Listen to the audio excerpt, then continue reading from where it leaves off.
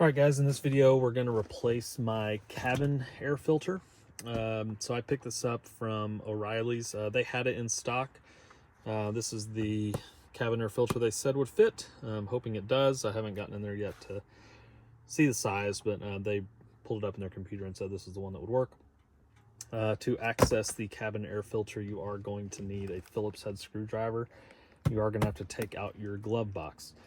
So when you open up your glove box, there's actually 3 screws, 1, 2, 3 across the top. And there's also 2 down at the bottom, 1 here and 1 there. And you're going to have to press a little bit, but you'll just pull that out, and then you should have a glove box light that you'll have to kind of do like a half turn on to pull it out.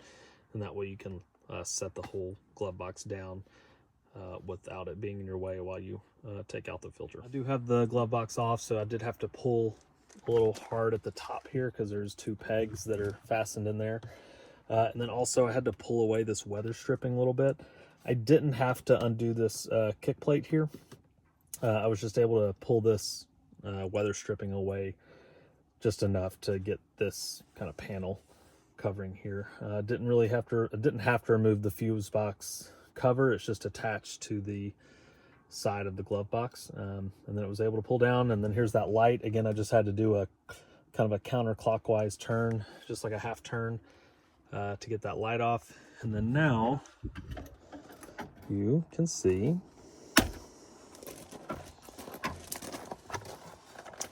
where that white panel is. That is the cover to the cabin air filter, so I'm going to take that off now. Seen some people chat in the forum that they had to take off the this small fuse box here. I didn't have to. The way this goes in here is that the lid or the cover to the filter slides in like this and then snaps in. You can see that snap. So when you undid the snap, you just pull this back enough to slide it out, and that way you don't have to remove that panel. The filter did easily slide out. It was oriented like this. Notice that the arrow was pointed down. You want to make sure you know that when you're reinstalling your new filter. You're going to want to float with the air direction, and the air's coming in and then getting pointed downward. Also, the one from Nissan has all this writing like that. You can also see where the dirty air is coming from. It's coming from the top, and you can see this is the first time I've replaced this. I'm at 19,000 miles, and maybe I should have replaced it at 15, but you can just kind of see how dirty that is. And then that's not really dirt, that's just more of the color of the filter. And yeah, there's some dirt in there, but mainly that's where the dirt is coming from, the top. And so I'm not going to throw this away just yet. I'm going to match it up with this one, make sure my new one is the exact same size, because if it isn't, I'm going to have to put that back in and go back and get a different filter. So here's my old filter. Here is my new one.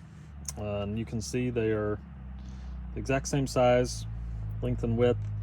And then notice on here, they've got this airflow arrow, so I'm gonna have that pointed down and just slide it in where the old filter came from. And you can just see the difference in color there. So this should make my cabin smell a lot better when the air is flowing through. Okay, you can see I've got the new filter in, and I'm gonna reposition the camera so you can kind of see how I close this up without having to remove this fuse box. Okay, I'm kind of back behind that fuse box just to show you there's a little opening there to the right of the filter where you'll insert the this end of their filter cover.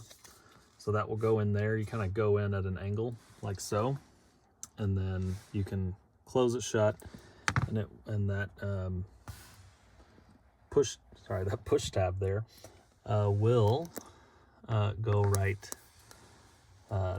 there. Sorry for the bad camera work and the lighting, but it's pretty simple. You just slide that end to the right and then push it in and close it up on the left. So the air filter is in, the cover is reinstalled, no tools for that part.